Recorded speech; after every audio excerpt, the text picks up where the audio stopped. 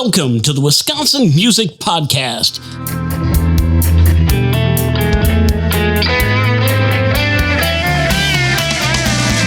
Here to introduce you to the great musicians and music businesses and organizations of Wisconsin. Welcome to the Wisconsin Music Podcast. I'm Zach Fell, and this week I'm here with Merrill Miller, and he is a musician from Wisconsin. He grew up just north of Madison in Columbus. Until about he was 6, his parents found out that his mother unfortunately had terminal cancer when she was pregnant with him, but then decided to see it through. She made it through to bring him full term and then another 3.5 years, so that was at least a little bit of a positive. And then Dad moved him down to Mississippi, where he had a good portion of his childhood.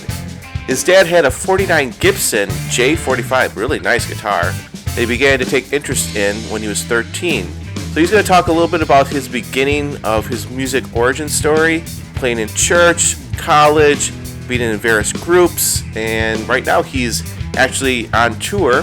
He does music full time. So welcome to the Wisconsin Music Podcast, Merrill.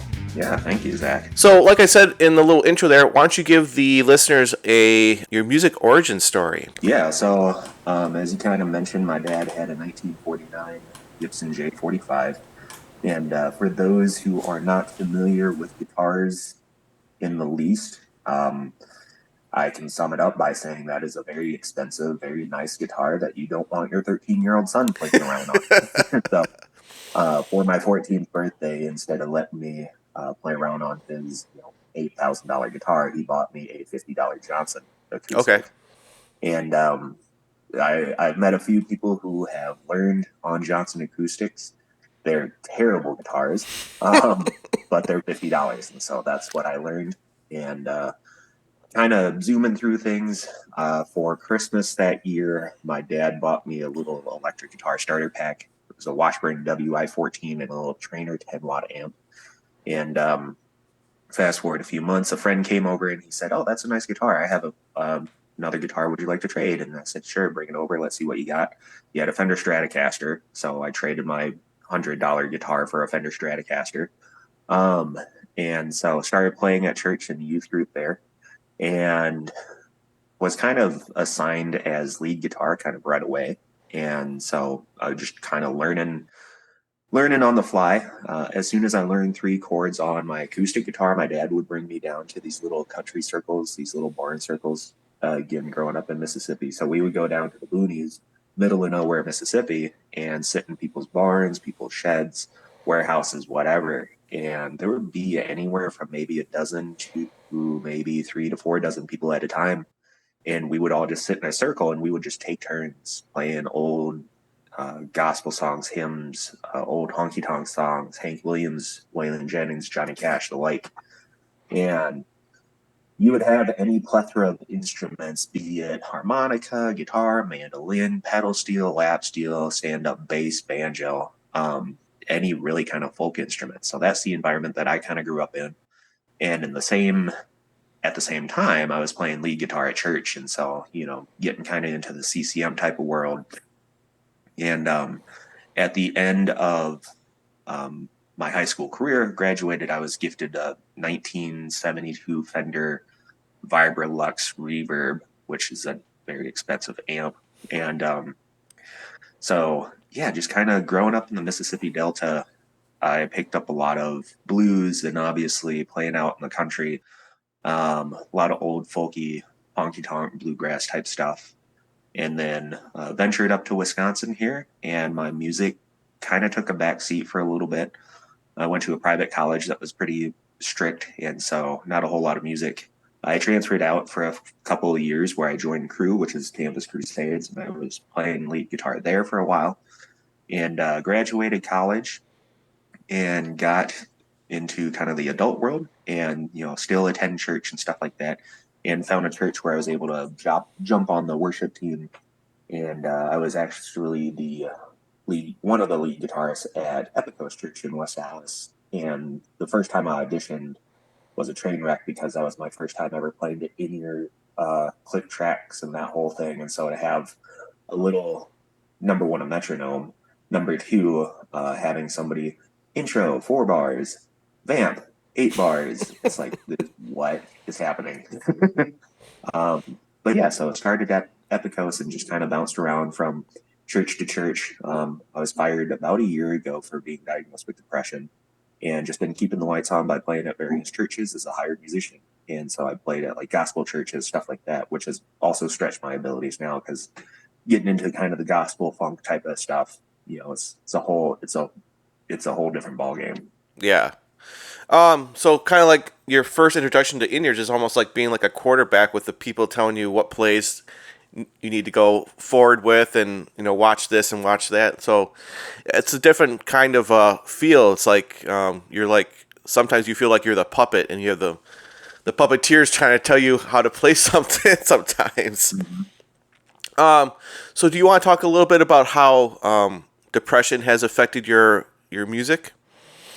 Yeah, absolutely. So, kind of going back to the origin of it all, like you had mentioned, like my life kind of from day one was kind of off to a rough start. My mom was diagnosed with terminal cancer when they found out I was conceived, and she bore me full term. But from as far back as I can remember, I remember knowing and understanding what death was. And so, death in itself, at least from my perspective, isn't necessarily a thing to be depressed about, but it can be very difficult for people, and it can hit people in different ways, obviously. Yeah. And my dad, when my mom passed, he took it very hard. And, he was a Christian, grew up in church and everything of that sort, but he had his battles with alcoholism. And so I have siblings, but they're all, I think, like 18 years plus older than me. So they were out of the house by the time I was born. So I grew up effectively an only child. And half the time my dad wasn't there. Okay. So I grew up very isolated. Middle school and high school, I wasn't really bullied. I was just kind of excluded a lot. I wasn't a jock. I played sports here and there, but I never really found a passion for them. And just kind of a loner who was really into music. And growing up down south, again, I didn't grow up in a small town. The town I grew up in was about 40,000 people, but everything was very spread out. And so I was really into like punk metal and hip hop and stuff of that sort growing up, and trying to find people in rural Mississippi that like punk and metal music is very difficult.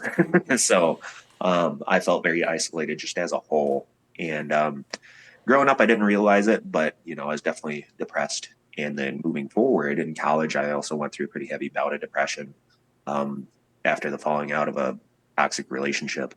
And, I actually started writing poetry during that time.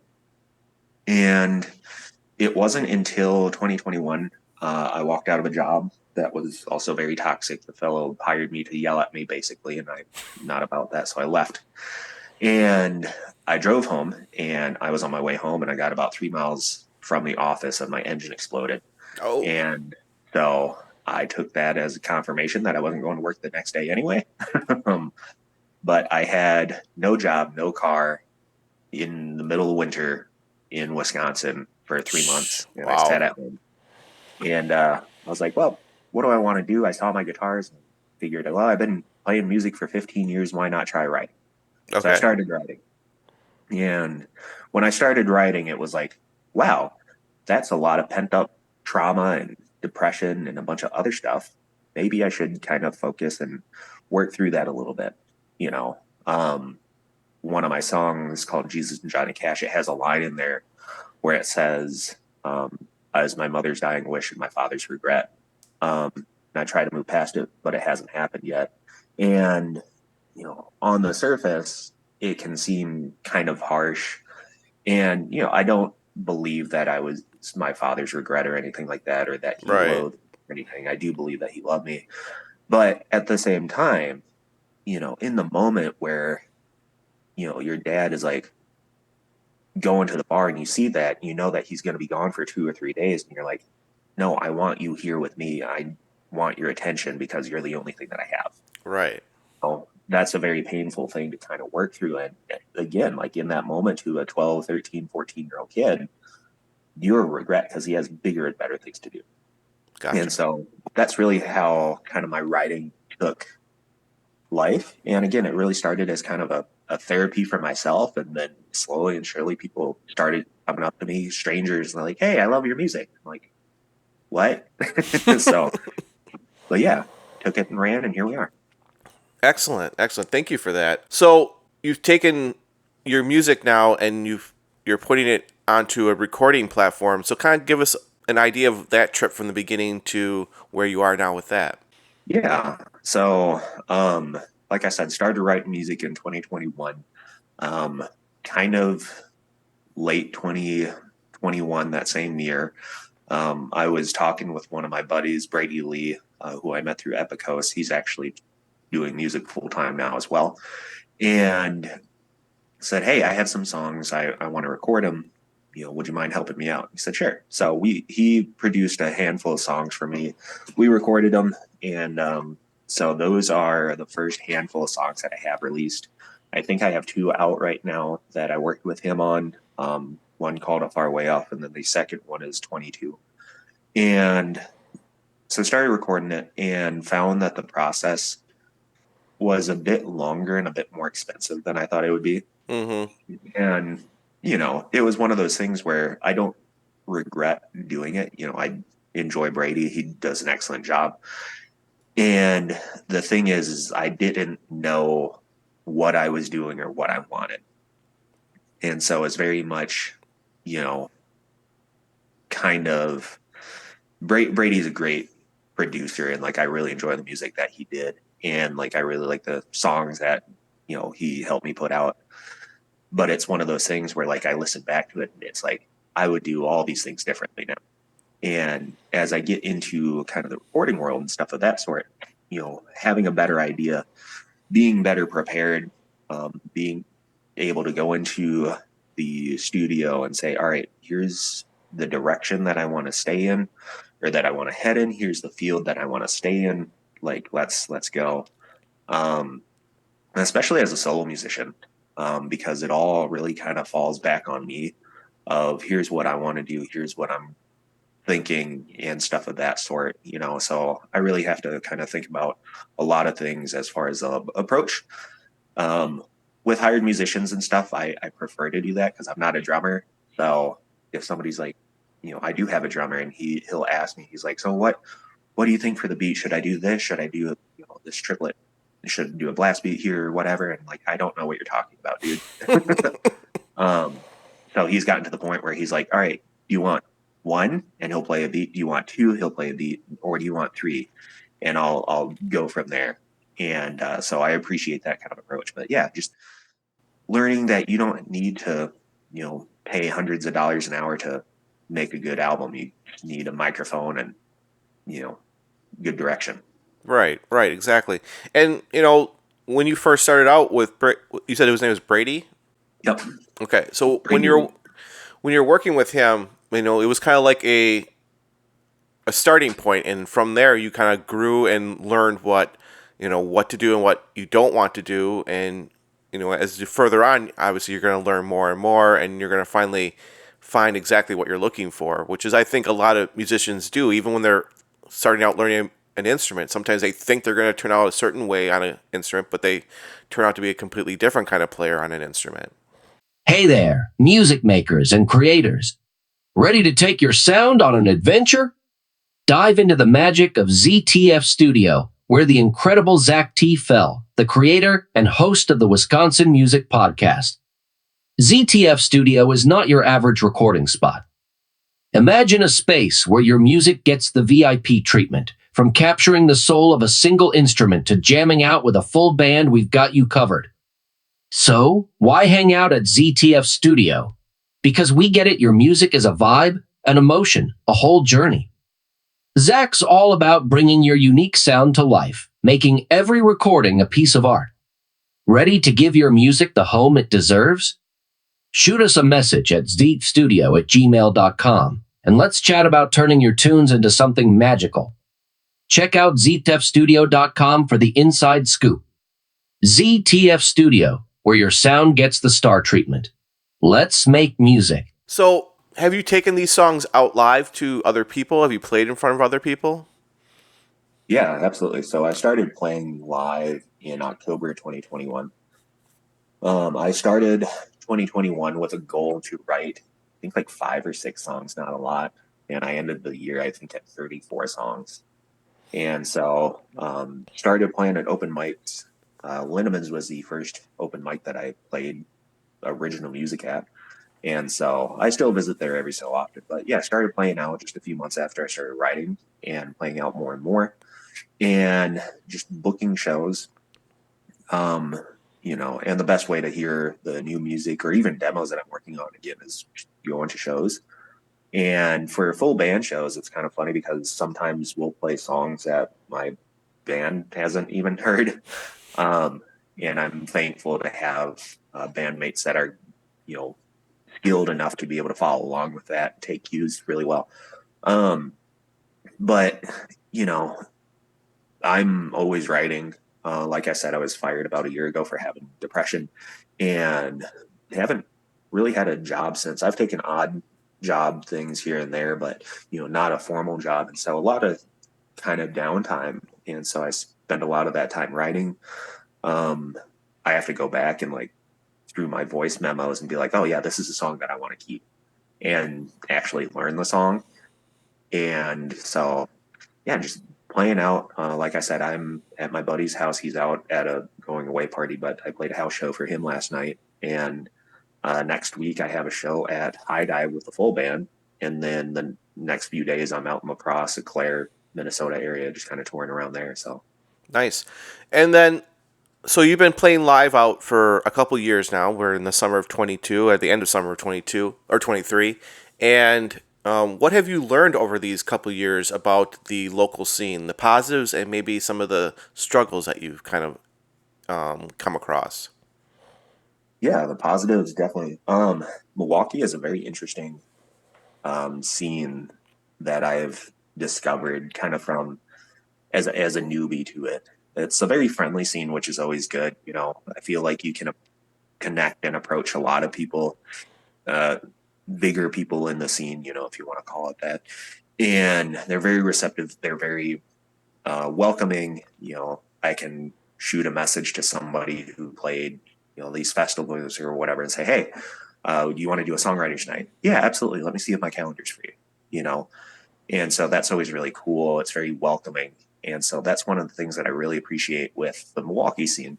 Some of the improvements that I would really like to see, and I think this might be just kind of a global type of thing, but the various venues really wanting to help support the music scene, especially for national and international touring acts. Milwaukee is very often passed over because Chicago is right there.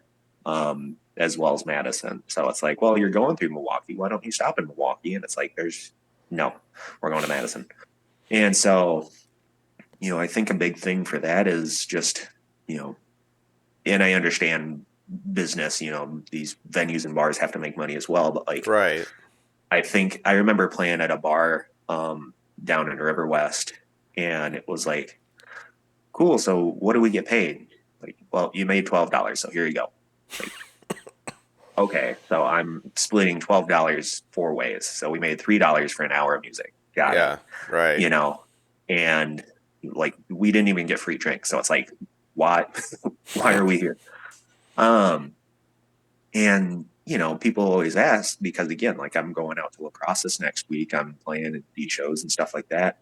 And it's like, well, why are you going there? It's like, well, because they pay me. And, it's not necessarily about getting paid, but at the same time, as a full-time musician, right. I got to make my money, And so just finding venues that are willing to pay or just really kind of, get behind the music. Linneman's, again, is a great place. They've been around for 30 years, but Jim, he's a great guy. He's a music lover. And, he's like, I'll charge you $20 to use the PA and everything else you get to keep. Or having bars that, even if it's something like, hey, we just want 3 hours of music, we'll pay you X amount of dollars. Right. So finding places like that really want to support the music and really put the action behind it, I think would be the biggest improvement. Gotcha. Now, for those out there that are listening and want to be a full-time musician, let's kind of break it down into the top 5 things that a musician you think that you've learned or you think needs to learn to be, a striving musician, full time? Yeah. So top 5 things. Ooh, it's a good question. So number one, probably the first thing is really just an attitude adjustment, or a mindset adjustment. I took a Dell Music Master class a couple of years ago, and the first thing that they said is you cannot be your biggest enemy in the music industry. If you wake up, you write a song, and you tell yourself right off the bat, yeah, I like this song, but nobody else wants to hear it, you're not going to go anywhere. So you don't have to be arrogant, but you have to be confident in your ability. You have to have a winner's mindset. At the same time, you have to understand that nobody cares about your music as much as you do, which can sound kind of harsh, but it's also freeing. Yeah. Because when you're playing a show, oh man, that song was terrible. Nobody cares about your music as much as you do. So, at the same time, it can also be kind of difficult because it's like, oh, this is the greatest song. I love this song. I want to share it with everybody. Nobody cares about your music as much as you do. So it's a double-edged sword. So again, mindset, I'd say number one. Number two, networking. Be friends with everybody. Music's not a competition. As a lead guitarist growing up, that was kind of one of the biggest things that I had to learn is very much a shreddery type of thing. So it's like, oh, well, I can play Ingve, and it's like, well, I can't do that. Well, I'm not a good guitarist, and I would feel defeated, dejected, which again, music's not a competition. So it's like 14-year-old me, it's like, all right, get over it. It's fine. Mm-hmm. So to be like, oh, well, this person's playing these stages and I'm only doing this or blah, blah, blah, again, it's the amount of conversations that I've had with people who I kind of look up to in kind of the local or regional scene. I'm like, dude, you're doing so much. Like, that's great. And they're like, no, we really envy you because like you're doing this, this, and that. I'm like, what? So again, it's not a competition. Everybody's looking up to somebody, and that somebody might be you. Mm-hmm. So network, be friendly with everybody. I think the next thing would just be ask people for things. It sounds weird and it's very uncomfortable sometimes, but saying, hey, would you mind, would you want to write a song together? Would you want to put a show together? Like, would you mind helping me with booking, stuff like that? Not that you're necessarily always going to be taking, like there has to be a balance between, what you can give and what you can take. And I always strive for a balance of being able to help others as much as they help me. But like, being able to ask for things, a lot of people miss out on opportunities simply because they don't ask. And so I met one of my friends, another local musician, and found out that he lived like right down the street from me because I messaged him on Instagram, like, hey, what setup are you using? Would you mind, helping me record stuff? He's like, yeah, sure. And we connected. It's like, oh, you're like a quarter mile from me. Neat. So asking, and then, I think the fourth thing would be know your worth. Again, like I said, people have asked me like, why do you travel? It's like, well, they pay me. Well, get candid here. Going to La Crosse, I have a show that I'm playing at a little dive bar with a guarantee of $450. And, for a night, that's pretty good. Yeah. And the reason that I am able to land stuff like that is because I know my worth. Like, I'm driving 3 hours to La Crosse and you want me to play for, 2.5, 3 hours. That's going to cost me time and money. Yep. And I always start with like the band rate because that's obviously going to be higher. Yeah. And so because I want to pay my band a fair wage, if they have to take time off of work, I want to at least replace the money that they're missing out at work while having fun with it, Right. And so know your worth. Like there was a bar up in Green Bay. They made a post. They're like, hey, like we're looking for musicians, preferably like solo acoustic acts to come up and play, a set or two. And, we don't have any bands booked from September onwards. So I shot him a message saying, hey, I saw your post. My name's Merrill. Here's my website. Here's my music, blah, blah, blah. And he said, all right, well, what's your rate? It's like, well, if you want 3 hours of music, I'm laying in the 400 to 500-ish range. Oh, well, that's too much. Like, all right, well, what's your budget? Because again, I know that you have to make money. I'm flexible here and there. Right. He's like, well, we can do like $125 and like a pitcher of beer and a burger. And I'm like, dude, for 3 hours, and I'm driving 2 hours. Right. He's like, well, we've had full bands for like $200 and blah, blah, blah. I was like, but you literally just said that you don't have any bands from September to the end of the year. Like, you got to pay people, man. Right. And so obviously I'm not doing that because, I would lose money doing that. It's Right. not worth my time. It's not worth, my effort. So knowing your worth. And then lastly, just keep pushing through. You are your biggest advocate. People are going to hate on you for no reason. Some people are trolls. Doesn't matter. Just keep pushing. I always liken it to being at a restaurant. If let's say that you love steak, right? I'm a big meat eater, so I really enjoy steak. Let's say that I ordered my favorite steak, porterhouse, medium rare, and it comes out, and somebody across the way over there yells out, "Oh, steak sucks. You should have gotten a salad, blah, blah, blah." I'd be like, okay, who cares? I'm going to enjoy my food, right? Right. Because like I like what I like.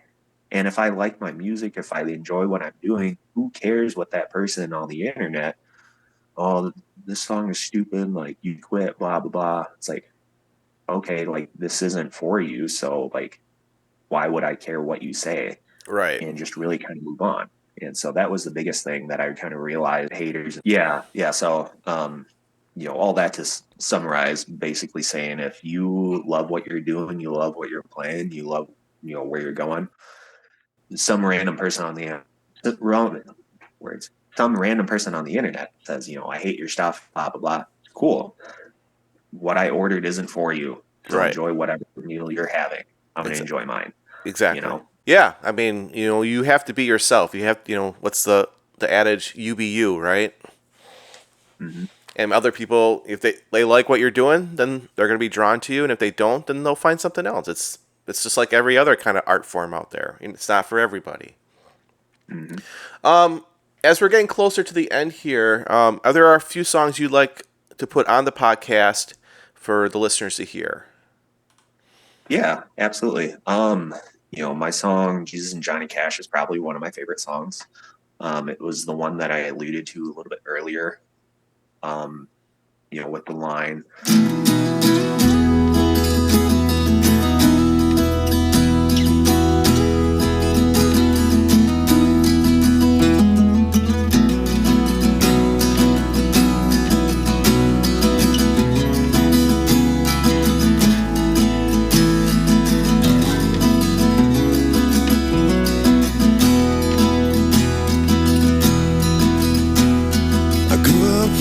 whiskey and communion wine. I always tell the truth, but I know how to lie. I ask forgiveness in all of my wayward prayers. I grew up a saint, but I grew up in sin. I do my best and I let temptation win. There come Friday, I feel like I'm the man in black.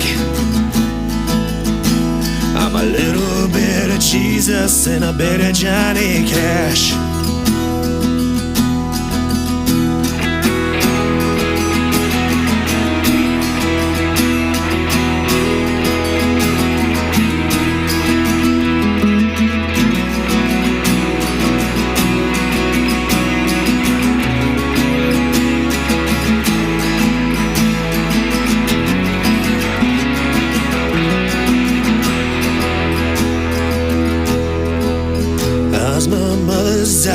Wishing my father's regret.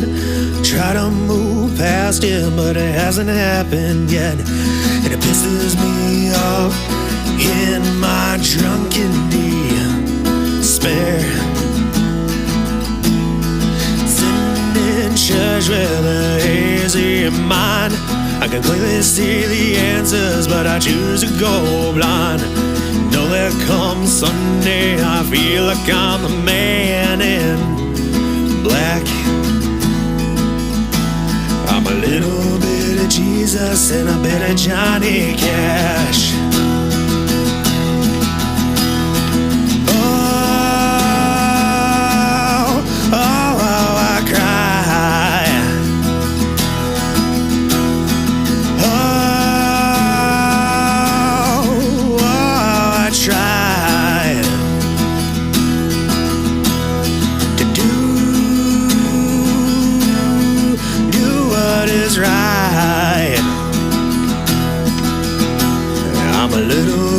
Jesus and a bit of Johnny Cash.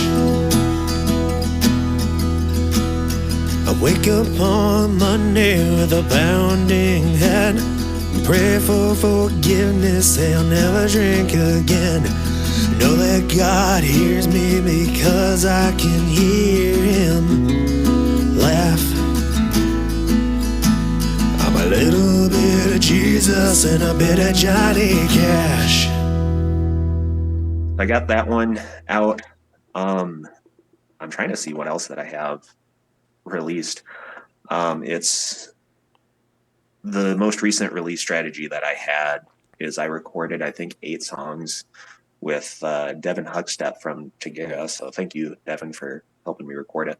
And the last thing that I ask, hopefully the internet will keep us together here for a little bit longer. A gig that made a big impression on you. Yeah. I think the biggest one that I had was I was playing a business conference about a year ago, and it was kind of a niche business conference. I'm Native American, and it was, an indigenous business conference, and somebody recommended that I play it. And I had never played a business conference or anything like that before, so they asked my rate. And long story short, I ended up quite a bit higher than what I thought, I would land at. One of the ones that kind of was the biggest as far as helping me realize, like, oh, I can actually do this. And then, the second one was playing a little, so not a big turnout, but they all came for me, complete strangers. And like everybody just loved it. And so with that, making that one made me realize, like, I would rather play to, 3, 4, 5 people who are really into it than 3, 4, 5,000 people who couldn't care less. So I'd say those are probably my 2 biggest gigs. Wonderful, wonderful, excellent. All right, is there anything else you'd like to let the listeners know before I let you go for today? Yeah, like I said, living in my truck. So if anybody wants to keep up with music, but also life on the road, they want to see what it's like to really kind of chase your dreams at any and all costs, you can follow me on social media. Facebook, Instagram are the big ones, and the tags are the Merrill Miller, TheMerrill Miller, because apparently Merrill Miller and Merrill Miller Music were already taken, surprisingly. Okay. But yeah, just follow me on social media. I also have a Patreon that I'm starting up as well if they want to help buy me a gallon of gas. So, and what's your website? My website is merrillmiller.com. Perfect. MERRILLMILLER.com. merrillmiller.com. Wonderful. Merrill, it was wonderful meeting you, hearing your story. Thank you so much for being on the Wisconsin Music Podcast. Yeah, thanks as well for hosting me, Zach, here. It's been a pleasure, just getting to interact and meet you as well.